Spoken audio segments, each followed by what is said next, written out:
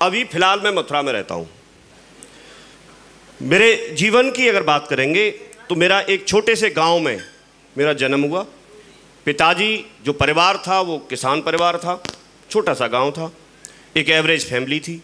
उसमें मुझे पढ़ने लिखने के लिए शिक्षा दी गई, क्योंकि व्यक्ति वहाँ जॉब बिजनेस करने के लिए कोई बोलता नहीं है, क्योंकि पैसा चाहिए। तो मुझे ये बताया गया, हम तीन भाई हैं और तीनों ही इस बिजनेस में डायमंड है। ये एक छोटा सा परिचय है। मेरी ज़िंदगी चल रही थी, पढ़ाई लिखाई की, मैंने प्राइवेट ट्यूशन करना भी शुरू किया। प्राइवेट ट्यूशन करता था मैं, गांव में ही मैंने पढ़ाना शुरू कर दिया था। जब बच्चा पढ़ता है तो ख्वाब जरूर बड़े बड़े बनाता है। आप बेशक रिकॉर्ड ना करें, ये रिकॉर्डिंग के लिए बड़ा कैमरा लगा है, मिलेगी आप लोगों को, और ये अगर मेरे नाम से डालेंगे तो यूट्यूब पे मिल जाएंगे आपको सब। ये पहली बार नहीं बता रहा हूँ, 21 साल से बता रहा हूँ। मेरा वही नाम है, वही मेरा नाम है, वही गांव की चर्चा करता हूँ, सेम। एक बंदा तो इसमें चिढ़ गया, हमने उसको फंक्शन के लिए बोला क्या फंक्शन अटेंड कर लो, तो उसने मेरे से पूछा योगी जी कौन कौन आएंगे। मैंने बोला मैं और जसवीर जी आएंगे। अरे आपकी कहानी क्या सुनना, आपकी तो हमने 20 बार सुनी है, आप दोनों ही आएंगे। जसवीर जी स्टेज पे आएंगे, बोले मैं जसवीर हूँ, मैं सादाबाद का रहने वाला हूँ, वही कहानी रिपीट करेंगे। आप आओगे तो आप भी वही बताओगे। तो अब मैंने 1 मिनट के लिए तो सोचा बात तो ठीक है, लेकिन फिर मैंने उससे ये पूछा भी कि अगर, और उसने ये बोला कि पिछले 20 साल से तुम यही बता रहे हो।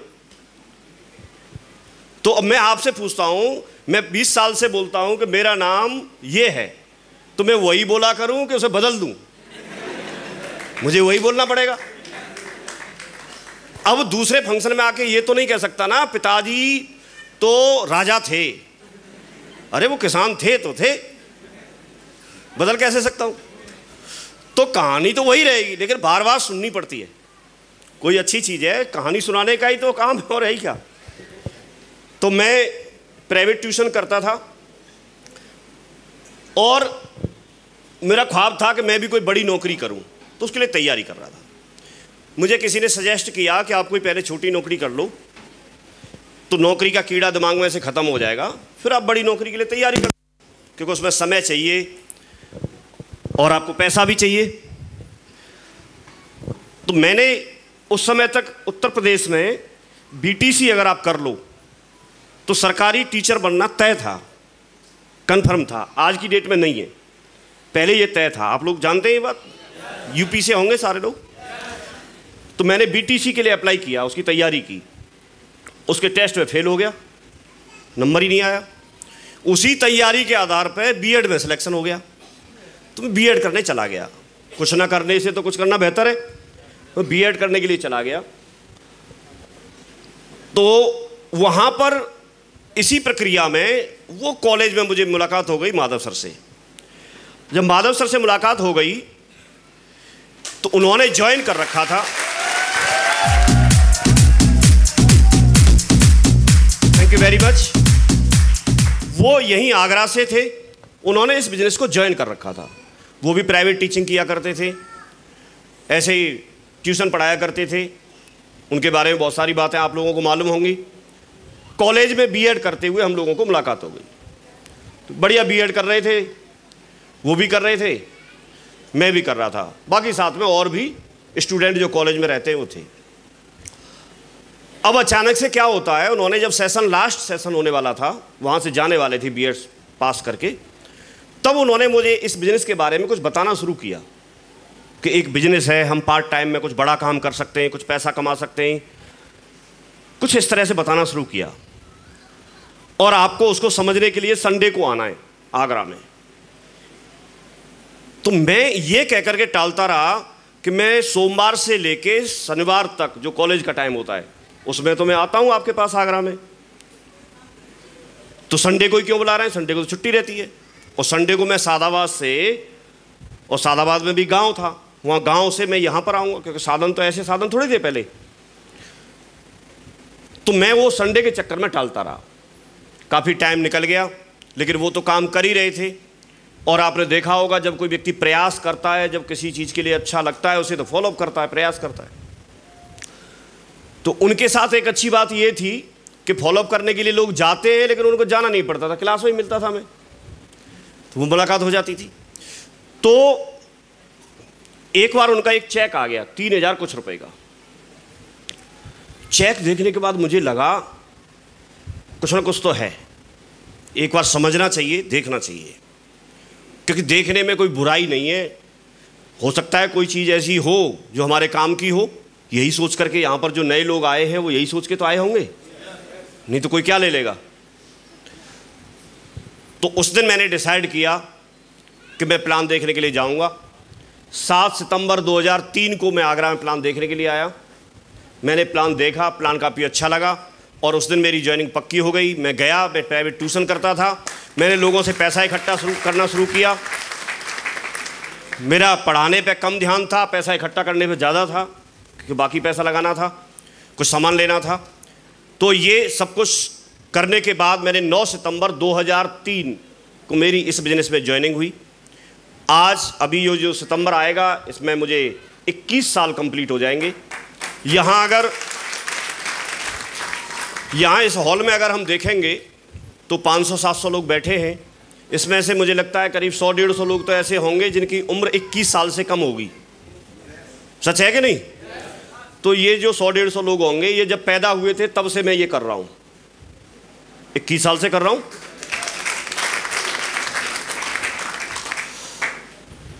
तो मैं बार बार धन्यवाद बोलता हूँ। उस समय मेरी समझ में नहीं आ रहा था, लेकिन इनको कुछ विजन रहा होगा या इनको अपना चेक बनाना होगा, उस चक्कर में मेरी ज्वाइनिंग करा ली सर ने। इनके दिमाग में क्या रहा था मुझे तो बताया नहीं आज तक, लेकिन इतना तो हम जान ही सकते हैं, या तो इनको अपना चेक बनाना होगा या फिर लगा होगा कि सपने साकार हो सकते हैं तो मैं किसी साथी को साथ में लूं। थैंक्स गॉड, मैं धन्यवाद देता हूं बार बार भगवान को कि इनकी लिस्ट में मेरा नाम आ गया।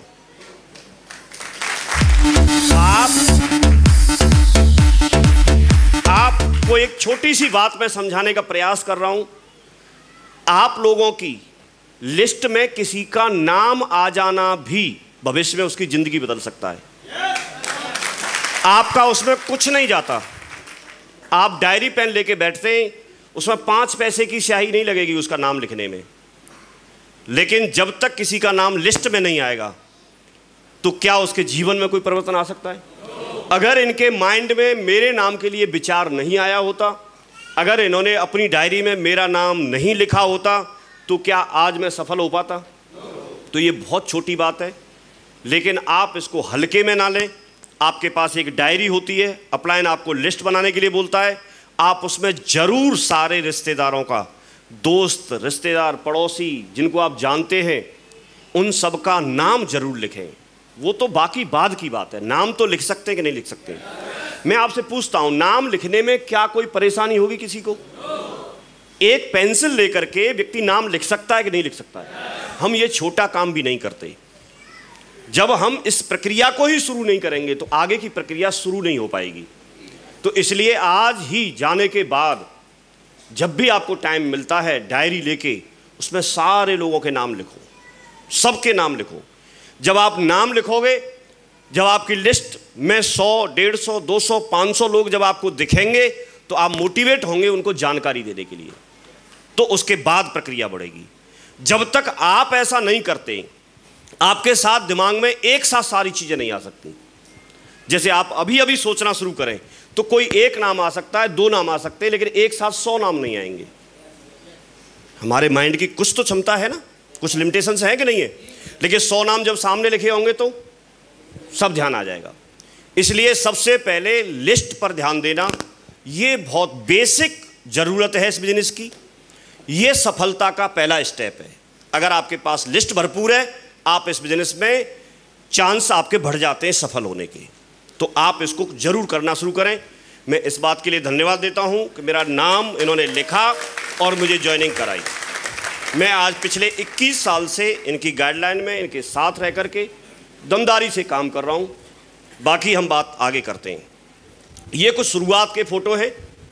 हमने जब प्रक्रिया जब आगे बढ़ाते हैं तो एक जनरल बेसिक बात करते हैं। जब आप फील्ड में जाएंगे तो आप लोगों से मिलेंगे तो आप प्लान उनको बताएंगे। तो प्लान बताने के बाद कुछ लोग समझेंगे और कुछ लोग नहीं समझेंगे, और कुछ लोग ऐसे होंगे जो आपको समझा के उल्टा भेज देंगे। समझिए बातों को। आप जब लोगों को बताना शुरू करेंगे, कुछ लोग समझेंगे आपकी बात को, कुछ लोग आपकी बात को नहीं समझेंगे, और कुछ लोग उल्टा आपको समझा देंगे। अगर आप उनको समझाने का जो प्रभाव आप पे आ गया तो आप बिजनेस से उसी समय क्विट कर देंगे। ऐसे लोगों की संख्या मैं पिछले 21 साल से देख रहा हूं। बहुत लोग होते हैं जो बिजनेस में जुड़ते हैं, उनको कोई रिश्तेदार समझाता है, वो बाहर हो जाते हैं। उनको कोई उनका दोस्त समझाता है, वो बाहर हो जाते हैं। उनको कोई भी व्यक्ति जो उनका हो सकता है करीबी हो, पहले हो सकता है वो मानते हो कि ये पढ़ा लिखा व्यक्ति है, ये समझदार व्यक्ति है, और उसने कोई बात बोल दी, वो बाहर हो जाता है। लेकिन यहाँ एक बात आपको समझनी है, जो फील्ड में आप जाओगे, मोटिवेशन ठीक है, लेकिन इस चीज़ को समझिए। आप जब आप फील्ड में जाएंगे तो आप मुझे बताइए इस बिजनेस के बारे में, एक कोई व्यक्ति जो बहुत एक सक्सेसफुल डॉक्टर हैं, अगर उनसे इस बिजनेस के बारे में पूछिए और उनको इस प्लान के बारे में पता नहीं, तो क्या वो इसके बारे में सलाह दे पाएंगे? क्या बता पाएंगे? नहीं बता पाएंगे। आप किसी एक PhD होल्डर जो बाहर बहुत बड़े स्तर पर एजुकेशन ले रखी है, क्या उनसे आप बात करेंगे तो क्या वो इसके बारे में बता पाएंगे? नहीं बता पाएंगे। लेकिन हम यही गलती करते हैं। वो हमारे कोई करीबी हो सकते हैं, हमारे पेरेंट्स हो सकते हैं, हमारे फैमिली मेम्बर हो सकते हैं, हमारे रिश्तेदार हो सकते हैं, हमारे पड़ोसी हो सकते हैं, लेकिन जब आप हम उनसे पूछते हैं तो वो हमको गाइड कर देते हैं। जबकि सही मायने में जिस फील्ड का जो व्यक्ति माहिर है वही गाइड कर सकता है। तो आप इस फील्ड के बारे में कोई जानकारी चाहते हैं तो आप उनसे जानकारी लीजिए जो आपको यहाँ लेके आए हैं। आप उनसे जानकारी लीजिए जो व्यक्ति यहाँ पर, जिसने साल 2 साल 4 साल काम किया है और वो सफल है। सिर्फ ज्वाइन नहीं किया और ज्वाइन करके फेल नहीं हुआ। हम सफल होना चाहते हैं तो सफल व्यक्ति से आपको जानकारी लेनी होगी। कई बार हम असफल, जो व्यक्ति यहाँ असफल हो गया वो कोई कारण हो सकता है, उससे भी हम जाके पूछ लेते हैं। मार्केट में ऐसे लोग भी आपको मिलेंगे जो बोलेंगे मैंने ये ज्वाइन किया था, मैंने 3 साल किया, 2 साल किया, लेकिन 2 साल में कुछ नहीं हुआ, मुझे घर वापस बैठना पड़ा। तो ऐसा कौन व्यक्ति है जो असफल हो गया? लेकिन आप असफल होना चाहते हैं या सफल होना चाहते हैं?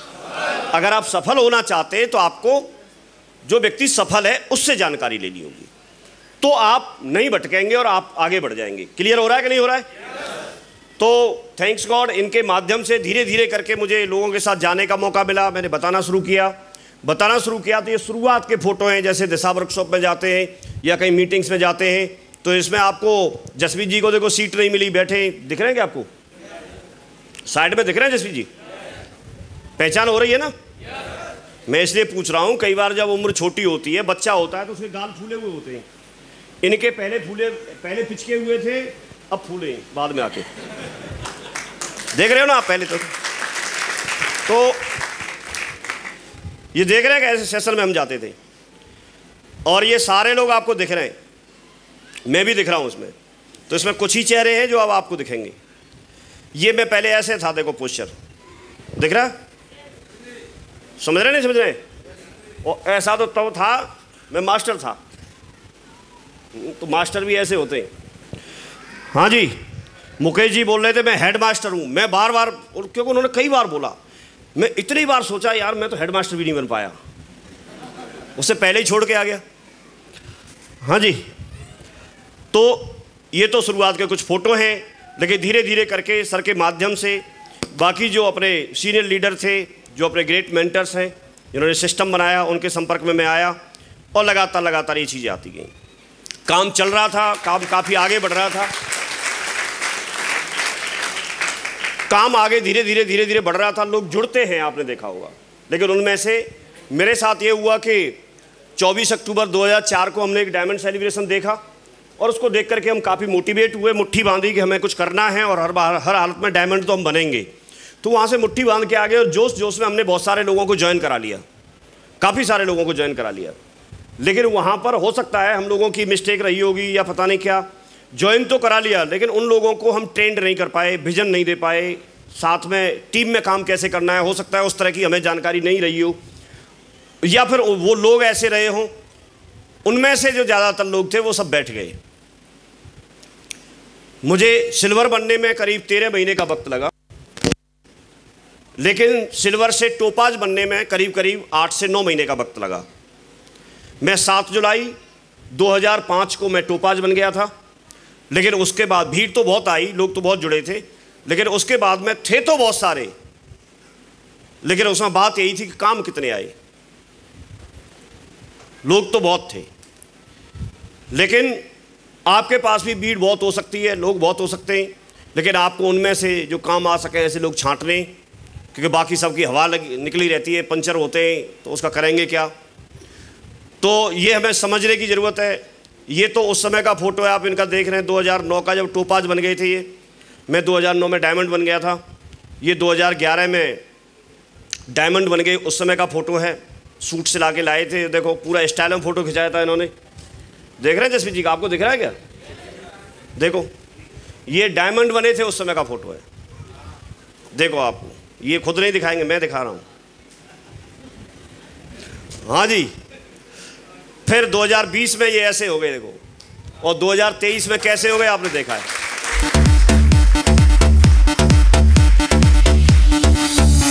मैं आपको ये बताना चाह रहा हूं कि ज़िंदगी तो बदलती है। आप हमको जानते नहीं हैं, आप हमसे फर्स्ट टाइम मिल रहे हैं, लेकिन आप बिलीव करो, हम जो कुछ भी यहाँ बोल रहे हैं उन सारी चीज़ों के प्रूफ है हमारे साथ। हम प्रूफ के साथ बोल रहे हैं। कोई व्यक्ति यहाँ जोश में है, तो जोश में है तो उसके पीछे कुछ है, कुछ है। ये किसी बच्चे ने पूछ लिया था, उसने रॉकेट को आसमान में बहुत तेज उड़ते हुए देखा, तो उसने पूछ लिया अपने पापा से, बोला पापा ये इतनी तेज कैसे दौड़ती है? पापा ने बताया इसके पीछे पूंछ में आग लगी है, नहीं तो दौड़ ही नहीं सकती। तो यहां ये जोश में है ना, जो कोई डांस कर रहा है, कोई कुछ बोल रहा है, कोई कुछ बोल रहा है, ये जोश में है, इनको कुछ दिख रहा है, आपको भी दिखेगा। अब ऐसे हो गए देखो ये। तो जिंदगी तो बदलती है। एक ऐसे व्यक्ति जो आज व्यक्तित्व में कन्वर्ट हो गए, आज एक पर्सनैलिटी है, आज इनको लोग फॉलो करना चाहते हैं। आज डायरेक्ट सेलिंग इंडस्ट्री जो करीब 25 साल पुरानी इंडस्ट्री है इंडिया के अंदर, जितनी भी कंपनियां काम करती हैं, जितने भी लोग काम करते हैं, वो इनको सुनना पसंद करते हैं, वो इनके जैसा बनना चाहते हैं। आज इनके अंदर जो मैच्योरिटी है, जो समझ है, जो चीज़ें इन्होंने सुनी हैं, जो अपने आप को स्किल डेवलप किया है, ये एक बहुत बड़ी बात है।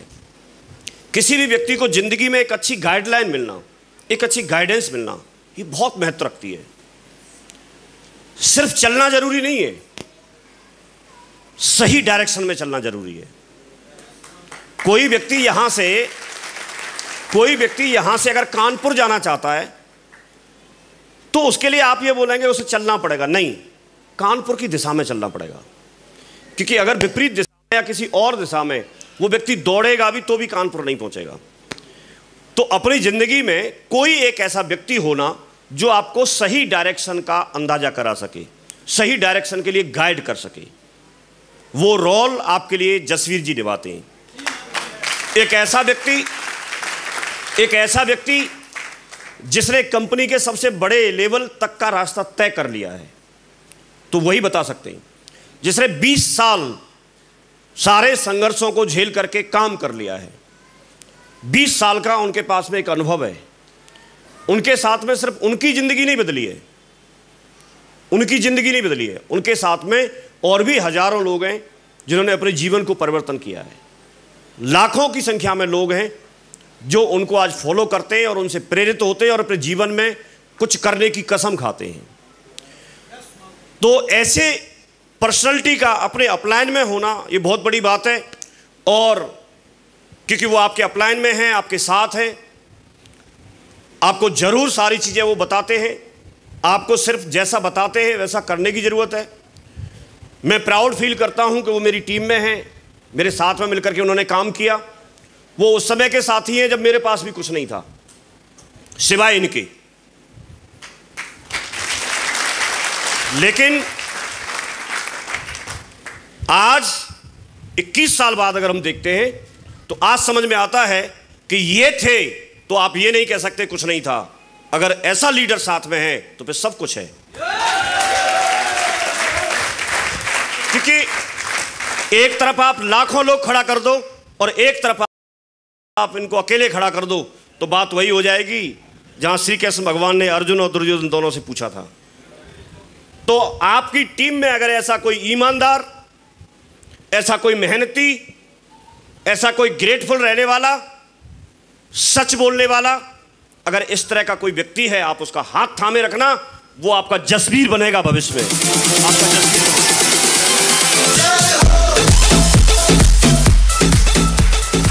ये एक संयोग होता है, ये एक संयोग होता है कि आप इसी टीम में आए। ये भी एक बहुत बड़ी बात है। दूसरी जगह भी लोग जुड़ते हैं, लेकिन आप इसी टीम में आए। वो लोग बोलते हैं कि हम उनकी टीम में नहीं हैं, आपके लिए बहुत बड़ा प्लस पॉइंट है। एक बात यहां पर पूरी हो जाती है, और उन्होंने हमेशा फोकस किया उन लोगों पे जो उनके साथ रहे, क्योंकि लोग जाते आते रहते हैं, वो तो रहेगा, और इस चीज़ को आपको भी समझना है। कोई व्यक्ति जाएगा, कोई व्यक्ति आएगा। भाई एक ट्रेन चलती है तो स्टेशन पर कुछ सवारियां उतरती हैं तो कुछ चढ़ती हैं, ट्रेन तो फुल ही चलती है। यस और नो? आप कभी प्राइवेट बस में सफ़र किया होगा तो जैसे जैसे स्टॉपेज आएंगे तो कुछ सवारियां उतरती रहती हैं और कुछ चढ़ती रहती हैं। फर्क क्या पड़ रहा है?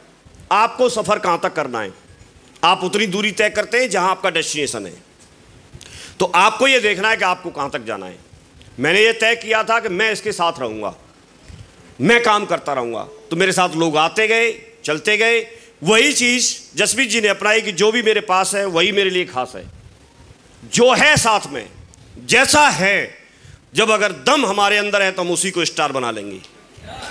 और यही बात पे काम करना आपको कर सकते हैं फोकस करके। आपकी सफलता इस बात से नहीं आंकी जाती कि आपके पास कितने संसाधन हैं। आपकी सफलता इस बात से नहीं आंकी जाती कि आप क्या कमाते हैं।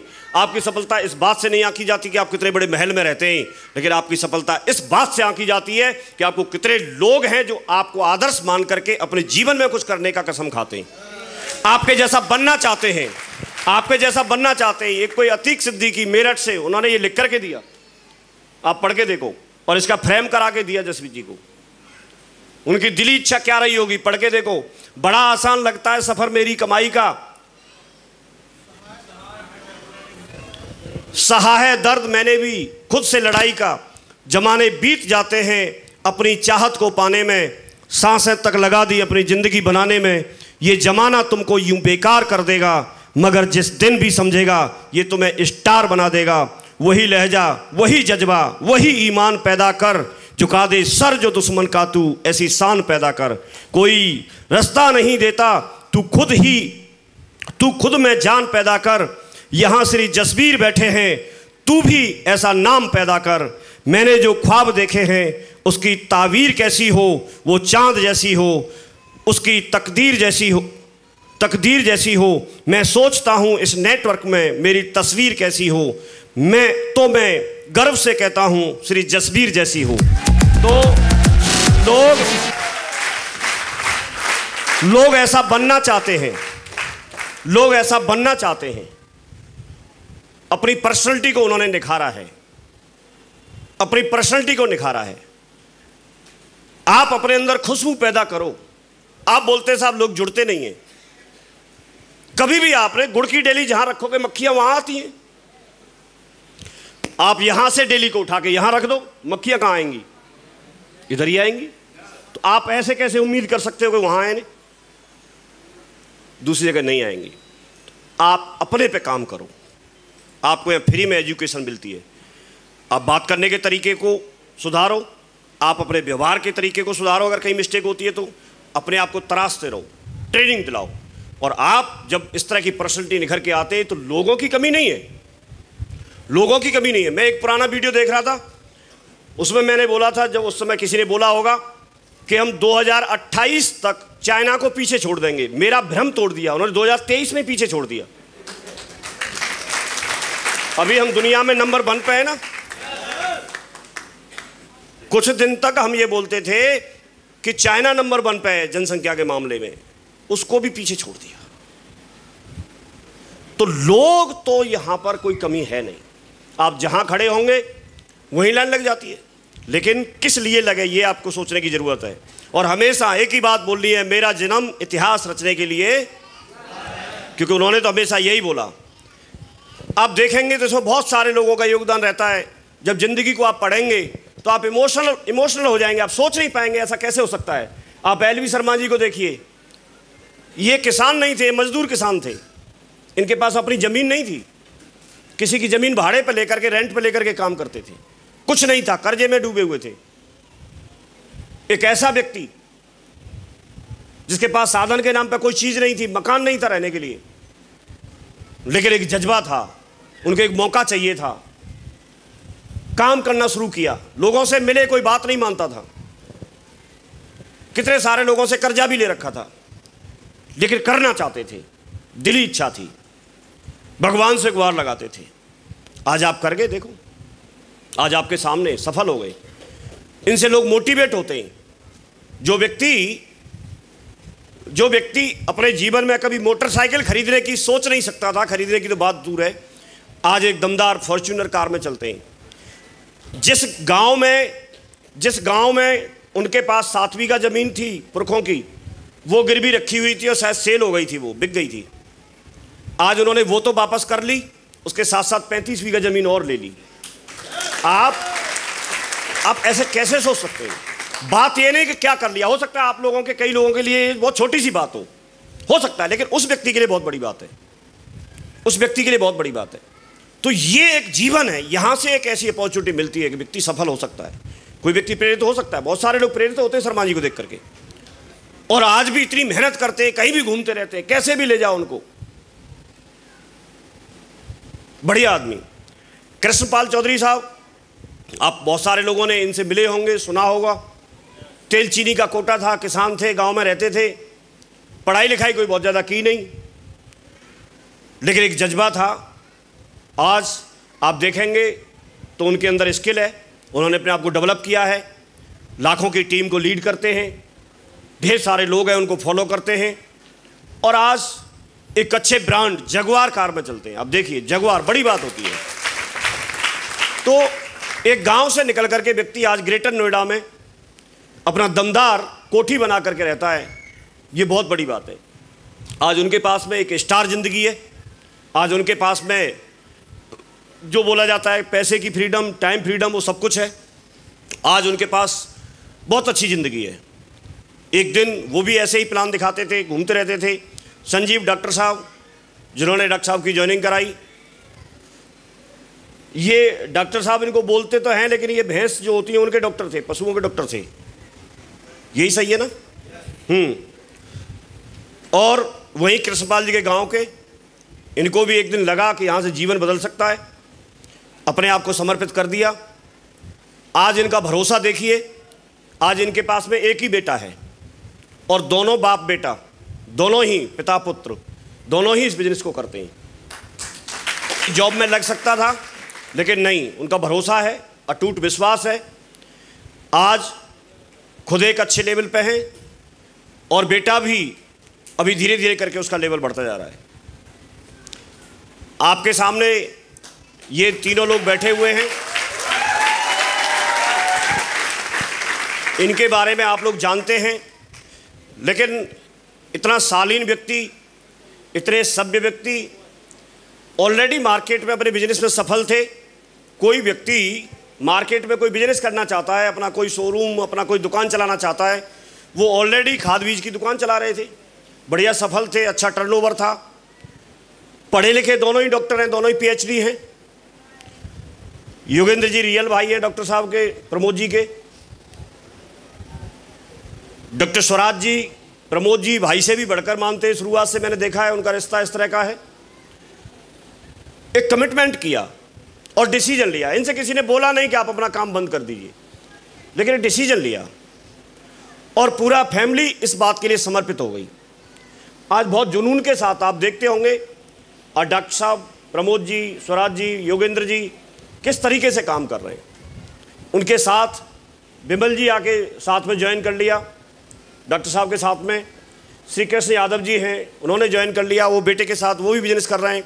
बेटा भी यहाँ पर मनीष आया था अभी। इन लोगों ने करना शुरू कर दिया, लगातार ये काम कर रहे हैं। रामकेश वकील साहब, आप उनका डेडिकेशन, उनकी मेहनत, उनका सब कुछ आप देख रहे हैं। तो ये इस तरह के लोगों के बीच में आपको आना, क्योंकि इनको तो सफल होना है, इनको तो सफल होना है। आप देखिए कि कोई व्यक्ति आज आप ये देखिए कि जब कोई व्यक्ति डायमंड बनेगा, जब कोई व्यक्ति डायमंड बनता है तो डायमंड कब बनेगा? उसके पीछे कोई तो ओपल बनेगा ना, कोई तो ओपल बनेगा। और जब ये ओपल जब डायमंड बनेगा तो फिर कोई और ओपल बनेगा कि नहीं बनेगा? और जब ये वाला ओपल, जब ये डायमंड बनेगा तो फिर कोई और ओपल बनेगा। और ये ओपल, क्योंकि ओपल बनने के बाद तो छोड़ेगा नहीं, ये ओपल जब डायमंड बनेगा तो फिर वहां पर कोई और ओपल बनेगा। ये प्रक्रिया कब खत्म होगी? कभी नहीं होगी, क्योंकि वो व्यक्ति जी तोड़ मेहनत करेगा। उसने 2 साल, 3 साल, 4 साल, 5 साल का वक्त लगाया होगा, और जब ओपल तक पहुंच गया तो डायमंड हर हालत में हासिल करेगा ही करेगा। ये बात सही है कि नहीं? तो यहां पर जो डायमंड बनने के बाद ओपल जो बनने वाला है या यहां पर आने वाला है, वो व्यक्ति कौन है? वो व्यक्ति वो है जिसने एक दिन ज्वाइन किया, उसने संघर्ष का भी सामना किया, नो का भी सामना किया, सारी चीज़ों के बावजूद भी वो व्यक्ति बिजनेस में बना रहा। मैं आज 21 साल बोल रहा हूं, तो 21 साल का मतलब ये है कि 21 साल से मैं बिजनेस में हूं, तभी तो बोल पा रहा हूं। अगर मैं 2 साल में आउट हो गया होता, तो 10 साल में आउट हो गया होता तो नहीं बोल पाता। तो एक ये भी बहुत बड़ी बात होती है कि आप हर परिस्थिति में अपने आप को समझा के इस बिजनेस में डटा के रखें, बना के रखें। तो आप अगर यहां से कुछ लेके जा सकते हैं तो आप इस तरह का कमिटमेंट लीजिए जिस तरह का इन लोगों ने कमिटमेंट लिया कि हम हर हालत में बिजनेस में बने रहेंगे। अब मैं आपसे, मेरा मानना ये है, मैं ये पूछना चाहता हूं, ट्रेनिंग तो आपको ये सब लोग देते ही रहते हैं, लेकिन मैं आपसे ये पूछना चाहता हूं कि आप में से ऐसे कितने लोग हैं जो ये बोलते हैं कि इनकी तरह से कमिटमेंट लेते हैं, हम इन लोगों के साथ बने रहेंगे। ये आपके लिए सफलता की पहली सीढ़ी है, ये आपको सफलता के लिए प्रेरित करती है। जब आपको ये लगता है कि हमको करना ही है तो आप आगे सोचने के लिए मजबूर होते हैं। जब आपके दिमाग में ये बात आती नहीं कि करना नहीं है, करना है, तो फिर आप कुछ कर ही नहीं सकते। भाई जब आप यहां पर आए तो आपके माइंड में ऐसी कोई बात आई, ऐसा कोई विचार आया कि हमको फंक्शन में जाना है, कैसे जाना है, ये विचार उसके बाद आया। आप मोटरसाइकिल से जाएंगे, ऑटो से जाएंगे, कार से जाएंगे, बस में बैठ के जाएंगे, कैसे जाएंगे, ये विचार बाद में आया। पहले विचार कौन सा आया? मुझे वहां जाना है। तो जब आपको डायमंड बनना है और आपको डट के काम करना है तो फिर अगला विचार आता है। तो आप पहले ये तय करें। ये चीज हमको बार बार बताई जाती थी। मैं बहुत बहुत बधाई देता हूं आपको भी कि आपको ऐसे अपलाइन मिले, और ये पूरे डायमंड क्लब को, डॉक्टर प्रमोद जी को, योगेंद्र जी को, और साथ में स्वराज जी को और पूरी टीम को, जिन्होंने इस तरह का प्रोग्राम मैनेज किया और मुझे यहाँ पर आने का और बोलने का मौका दिया। सो बहुत बहुत धन्यवाद।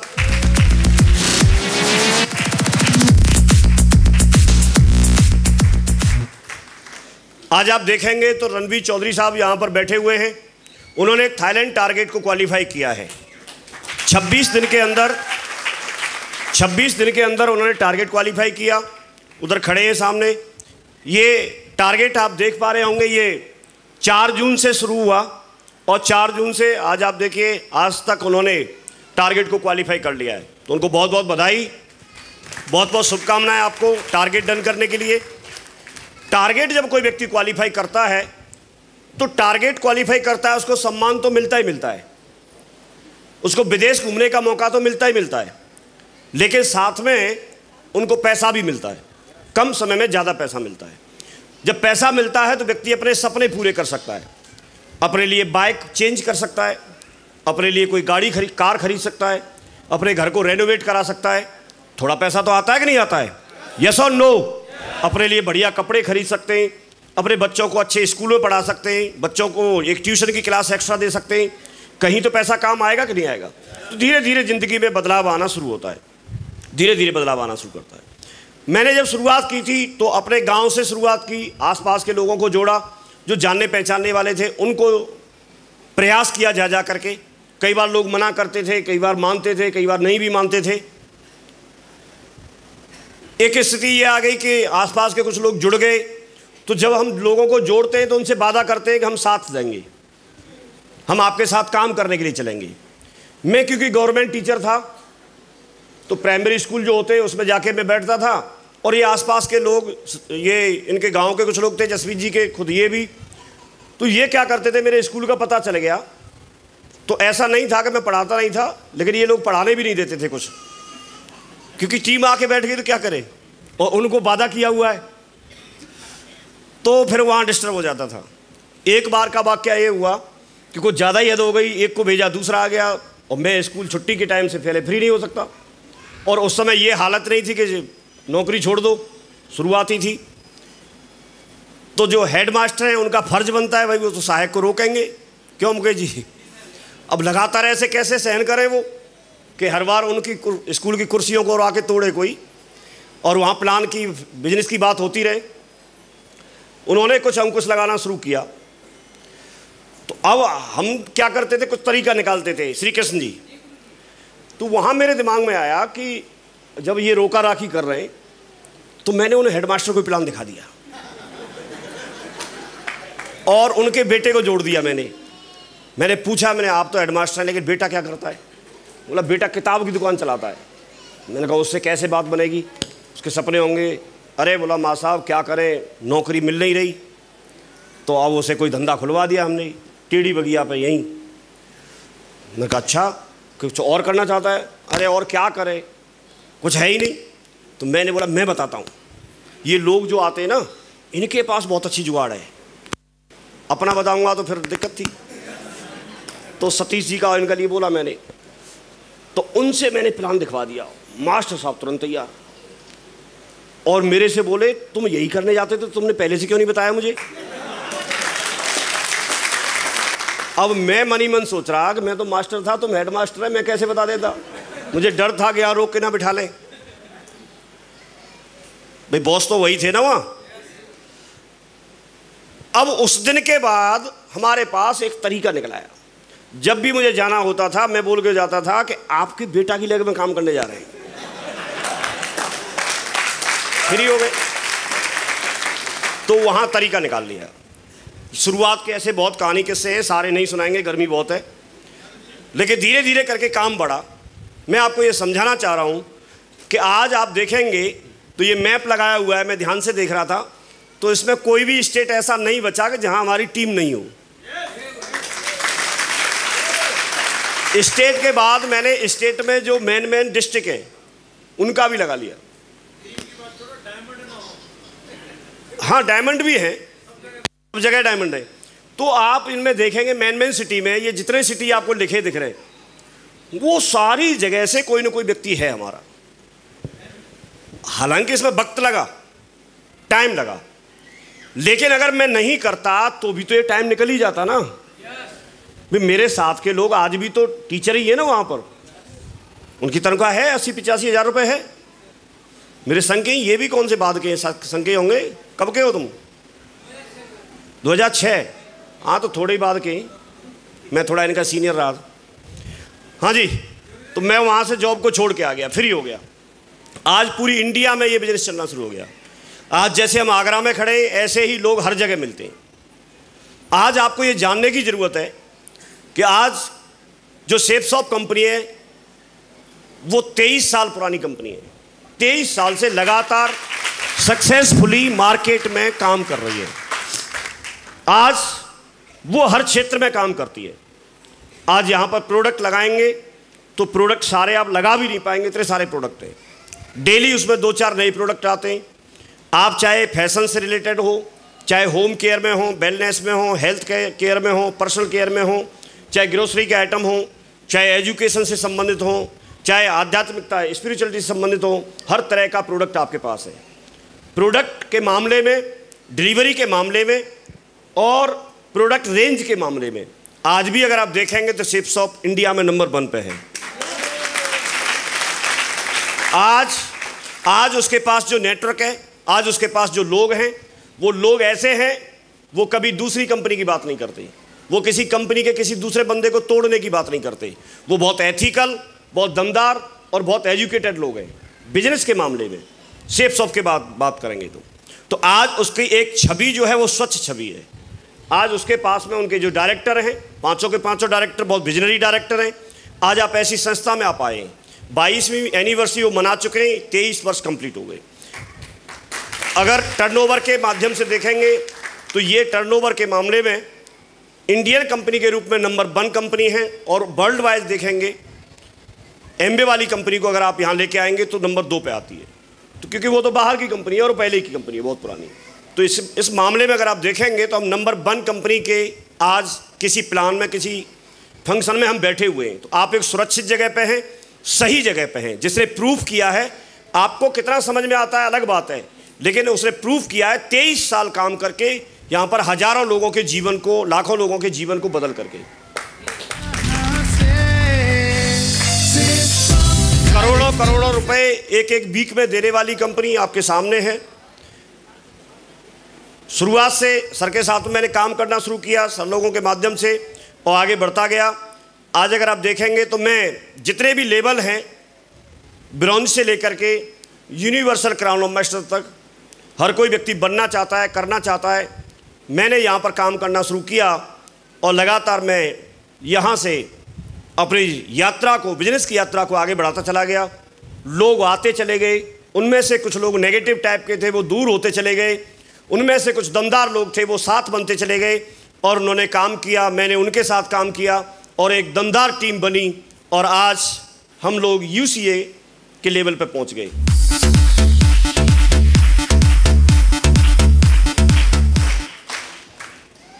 आपके पास में एक चॉइस होती है कि आप डायमंड बनना चाहते हैं, डायमंड क्लब में जाना चाहते हैं, रेड क्लब में जाना चाहते हैं, ब्लू क्लब में जाना चाहते हैं।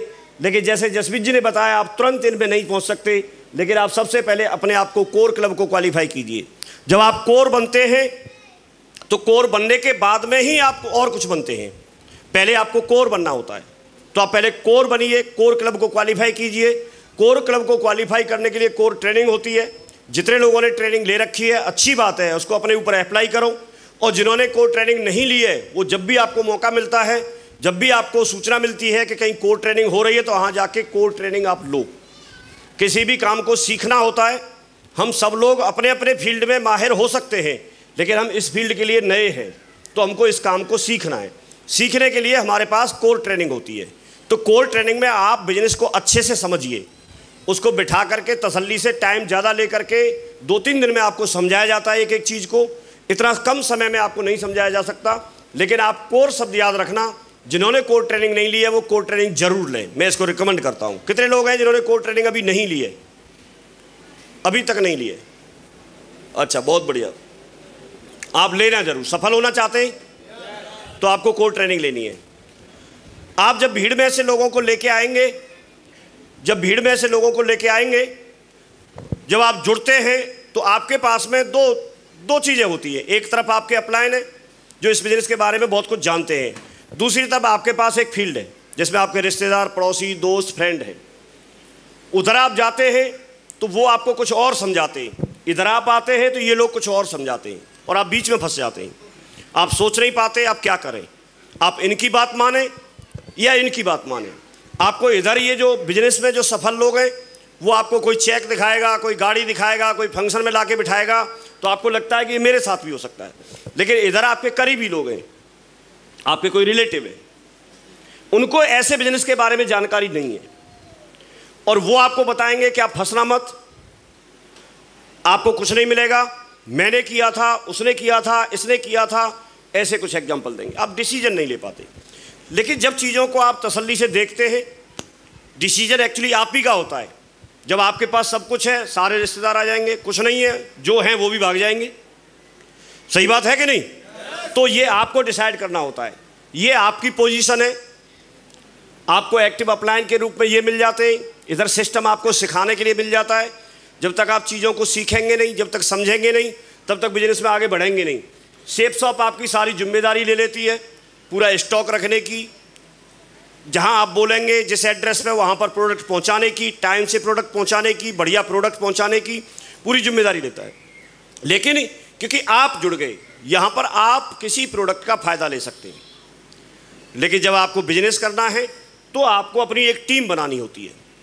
आपको अपनी एक टीम बनानी होती है, और वो टीम जब आप बनाते हैं तो टीम बनाने के लिए बहुत सारे लोग मिलेंगे आपको, कहीं भी जाएं आप भीड़ मिलेगी, लेकिन उन लोगों में से धीरे धीरे करके आपको प्लान में लाके बिठाना। अब क्योंकि आप सफल होना चाहते हैं तो आपको एक चीज़ समझनी है, कोई भी व्यक्ति, जैसे आपको यहाँ बुला के लाया गया, कोई बुला के लाया आपको, आप ऐसे किसी को फ्री ऑफ कॉस्ट संडे को प्लान चलता है जिसमें बिजनेस की जानकारी दी जाती है।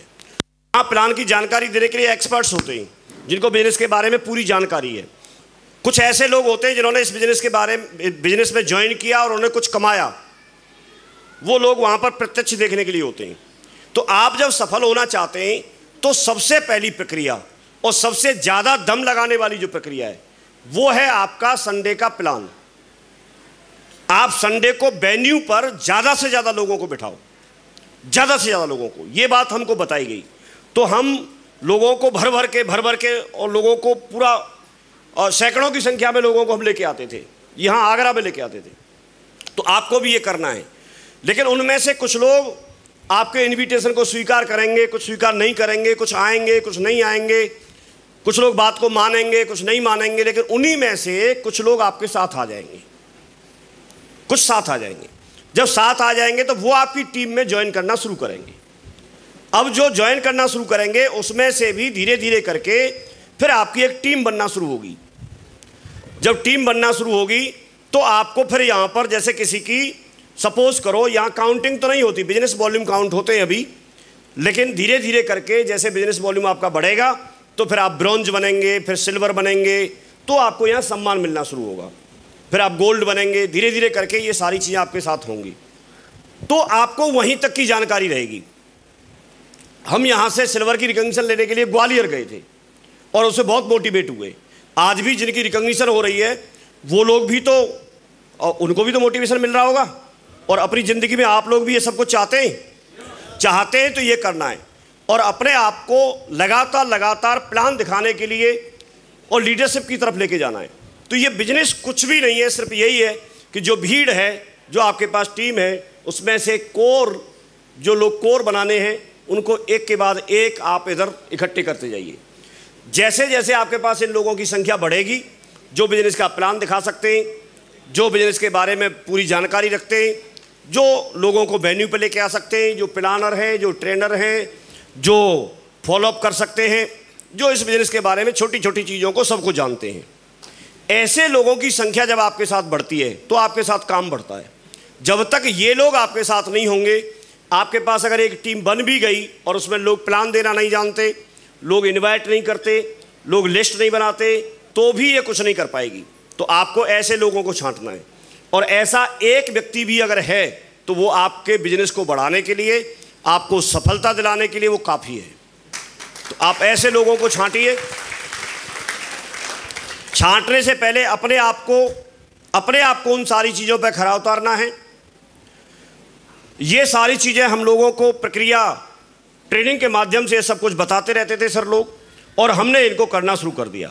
जब करना शुरू कर दिया तो आज आपके सामने हैं। नेटवर्क की पावर कितनी होती है इसको हो सकता है आपको अभी समझ में नहीं आए, लेकिन जब आप करना शुरू करते हैं तो आपको इसकी पावर धीरे धीरे करके कंपाउंडिंग इफेक्ट जो है वो यहाँ पर काम करना शुरू करता है। लेकिन आप टीम में बने रहें, सिस्टम के साथ बने रहें, अपलाइन के साथ बने रहें, ये भी बहुत ज़रूरी होता है। एक अंगूर के एग्जाम्पल से आप समझ सकते हैं कि एक कोई व्यक्ति थे, उन्होंने अंगूर का भाव पूछा अंगूर वाले से, तो उसने बताया ये 60 रुपये किलो हैं। कुछ अंगूर कॉर्नर में टूटे हुए पड़े थे। उस अंगूर वाले ने बोला कि ये 20 रुपये किलो हैं। तो उस व्यक्ति ने पूछा कि ये 60 रुपये किलो और ये 20 रुपये किलो क्यों? तो उसने एक बहुत अच्छी बात बोली। उसने बोला कि अंगूर तो ये सेम है, इसी में से टूट के गिर गए, लेकिन ये गुच्छे से अलग हो गए तो इनका भाव गिर गया है। तो जब आप टीम से अलग हो जाते हैं, जब आप अपनी यूनिटी से अलग हो जाते हैं, जब आप अपने ग्रुप से अलग हो जाते हैं, तो आपका भाव गिर जाता है, आपकी वैल्यू कम हो जाती है। इसलिए हमेशा आप अपनी टीम के साथ बने रहिए, हमेशा आप यूनिटी में बने रहिए, हमेशा ग्रुप के साथ बने रहिए। आपको कोई भी व्यक्ति ज़िंदगी में रोक टोक करने वाला या आपके साथ चलने वाला होना चाहिए। ये प्रूफ के आधार पर मैं कुछ चीज़ें दिखा रहा हूँ, क्योंकि बता के तो यहाँ सारे लोग चले ही गए। ये मेरा शुरुआत में मैंने जैसे बताया कि मैंने 9 सितंबर 2003 को ज्वाइनिंग ली थी। ये 16/9/2003 का चेक है। 435 रुपये का मेरा चेक आया था, पहला चेक। बाद में आप देखेंगे तो जो भी कैपिंग कंपनी ने निर्धारित की वो सब सारी कैपिंग मैंने ली, चाहे 2 लाख रुपए बिक की हो, 4 लाख की हो, 7 लाख की हो, कोई भी। ये 28 लाख के चेक आए। 20 करोड़ के क्लब में मैं शामिल हुआ। ये मेरी एक कोरोना के टाइम की एक इनकम है। अब ये देख सकते हैं, कोरोना में जो 10.5 महीने करीब, कुछ 45 दिन करीब कंपनी बंद रही थी, तो ये फॉर्म नंबर 16 ये दिखा रहा हूँ मैं आपको। आप बहुत सारे साथी यहाँ पर बैठे होंगे। ये 10.5 महीने की करीब इनकम है, 1,92,44,644 रुपये। तो ये चीज़ें रियल में होती हैं, सब कुछ रियल में होता है, लेकिन डटने की और करने की ज़रूरत है। आपको लोग आपको समझाएंगे, दोनों ही जगह समझाएंगे। एक यहां पर ये लोग आके समझाएंगे, दूसरे वो लोग समझाएंगे। ये समझाएंगे, अगर इनका समझ में आ गया तो ये चीज़ आपके पास भी हो सकती है। उनका समझ में आ गया तो जो है शायद वो भी ना रहे,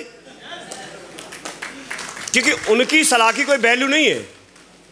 भाई जिसकी सलाह की वैल्यू होती है, कोई एक अच्छा डॉक्टर आपको कहीं चौराहे पे समझाते हुए नहीं मिलेगा। कोई एक अच्छा वकील अपने बिस्तर पे ही समझाएगा और फीस लेगा पहले। समझ रहे नहीं समझ रहे? आप कभी भी डॉक्टर के पास जाना और 2 लोग जाना दिखाने के लिए। एक जिसकी फीस जमा की है, उसका पर्चा बना के दवा लिख देगा वो। अगर आपने दूसरे को दिखाने का प्रयास किया तो बोलेगा भाई साहब पहले पर्चा बनवा लाओ। पर्चा बनवाना मतलब फीस दे दो पहले, तब सलाह देगा दूसरे के बारे में। ये बात सही है कि नहीं? और अगर कोई भला आदमी हुआ भी, कोई डॉक्टर, भले ही होते हैं हालांकि सारे, ज़्यादा भला हुआ तो वो सलाह तो आपको दे देगा, लेकिन बात बना के भेज देगा। सही सलाह जो देनी चाहिए वो नहीं देगा। कुल मिला के, क्योंकि उन्होंने अपने आप को कुछ वैल्यू क्रिएट की है, उन्होंने अपने आप को कुछ बनाया है। तो आपको मैं ये बताना चाहता हूं कि आप जहां आए हैं वो बहुत सही जगह है। आप जहां आए हैं वहां से लोगों की ज़िंदगी बदलती है। मेरे से अभी भी कई सारे लोग भरोसा नहीं करते। जब मैं बोलता हूं, एक व्यक्ति मेरे को अभी भी मिल गए, तो वो मेरे से बात कर रहे थे। इंट्रोडक्शन होना शुरू हुआ तो उनसे मैंने बात की, तो बोले कि मैं लोगों की नौकरी लगवाता हूं, आप क्या करते हो? तो मैंने बोला मैं नौकरी छुड़वाता हूं।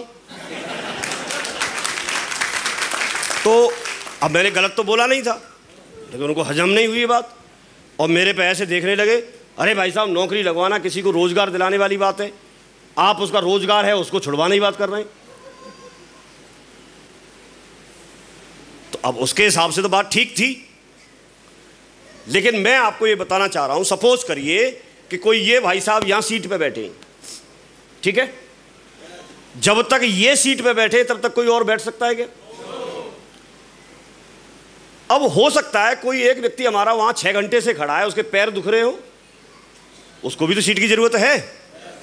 तो कई लोग ऐसे होते हैं जिनके पास रोटी पानी की व्यवस्था बन गई, जुगाड़ बन गई, नौकरी है, लेकिन सुबह सुबह आपने देखा होगा 3-4 बजे बहुत सारे लड़के गांव से जाते हैं और दौड़ लगाते हैं। उनको भी तो भर्ती होना है। तो जब ये खाली नहीं करेंगे तो भर्ती कैसे होंगे? तो मैं भी तो किसी अगले वाले को रोजगार दे रहा हूं। एक सीट खाली करके किसी को रोजगार दिया ना, और इनको बेरोजगार थोड़े ही किया। भाई नौकरी किसकी छूटती है? जो यहां सिक्योर हो जाता है, यहां उससे ज्यादा कमाता है। तो आपने तो 2 लोगों को रोजगार दिया सही मायने में, तो उनकी जिंदगी उससे बेहतर बनाई, और दूसरा वाला जो बेरोजगार घूम रहा था वो वहां बैठ गया। वो ट्रेंड होगा, 2-4 साल मेहनत करेगा, 2-4 साल मेहनत करेगा तो फिर सीट खाली करवा लो उससे। अपना काम क्या है, लोग भर्ती होते जाएंगे, उनको समझाते रहो, कुछ समझेंगे, उसमें से निकलते रहेंगे, दूसरे लोगों को रोजगार मिलता रहेगा। ये प्रक्रिया कब तक चलेगी? चलती रहेगी। तो काम कब बंद हो सकता है हमारा? कभी नहीं होगा। गवर्नमेंट ने मोहर लगा दी तो काम अपना बहुत अच्छा है, और लोगों की कोई कमी नहीं है। यहाँ पर लोग बहुत है, 3 बंदे थे, एक चाइना का, एक अमेरिका का और एक इंडियन। ट्रेन में सफ़र कर रहे थे, बैठने के लिए जगह नहीं मिली, इंडिया में लोग इतने। तो चाइना वाले ने कुछ टेक्नोलॉजी की चीज़ हाथ में ली और फेंक दी, बोला हमारे यहाँ टेक्नोलॉजी की कोई कमी नहीं है। अमेरिका वाले ने $1 की गड्डी, नोटों की गड्डी ली, फाड़ के फेंक दी, बोला हमारे यहाँ नोटों की कोई कमी नहीं है। इंडिया वाले ने दोनों के पीछे लात लगाई और बोला हमारे यहाँ लोगों की कोई कमी नहीं है। तो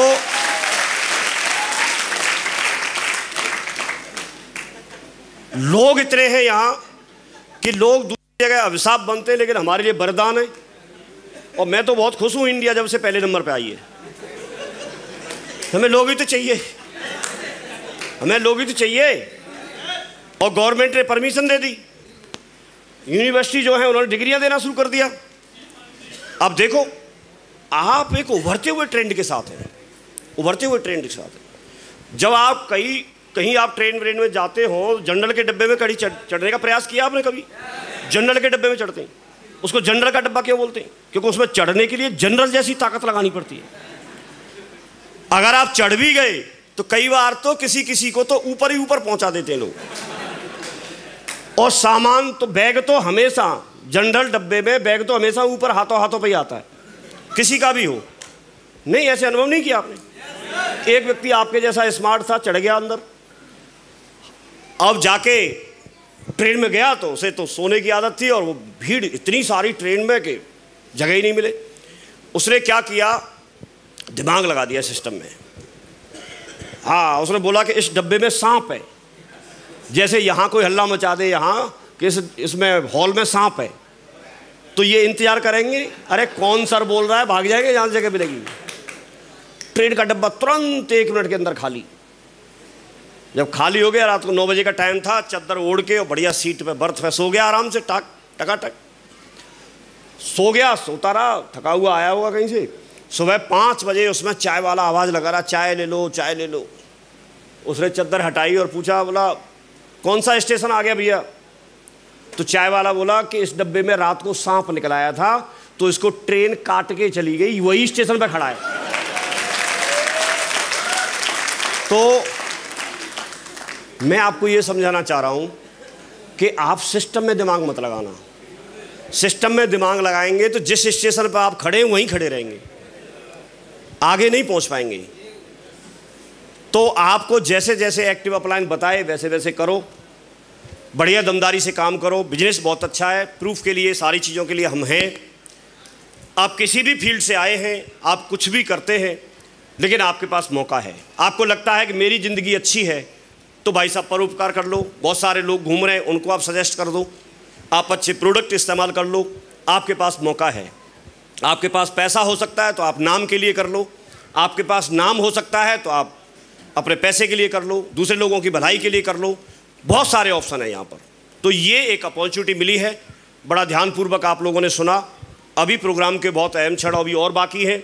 अभी आज जो भी रिकग्निशन हुई उन सबको बहुत बहुत बधाई, जो होने वाली है उनको भी बहुत बहुत बधाई। और पूरे टीम जितनी भी यहाँ पर बैठी है, जो वॉलेंटियर, हमारी इधर कृपा भाई साहब की टीम और बाकी फोटोग्राफर, ये सब लोग, इनका पूरा सहयोग रहता है। सबके लिए एक मिल के जोरदार तालियां बजाएंगे और मैं अपनी बात को यहीं पर विराम दूंगा। बहुत बहुत धन्यवाद। Thank you very much. Wish you all the best and go diamond. Thank you.